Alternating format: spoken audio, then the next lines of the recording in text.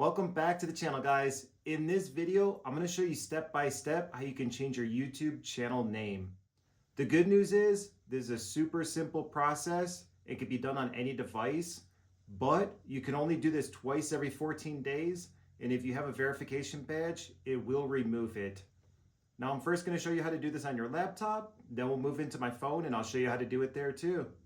Make sure if you get some value out of this video though, hit that subscribe button for me. It does help out the channel a lot. All right, so the first thing you're gonna do is go to youtube.com.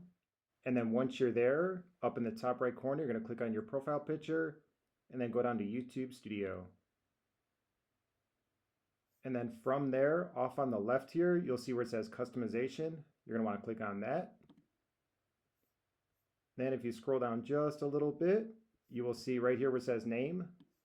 There's your channel name right there. So that's where you can actually change it out. And when you're done, you would hit publish. All right, now that we're on my cell phone, what you're gonna do is go to your YouTube mobile app.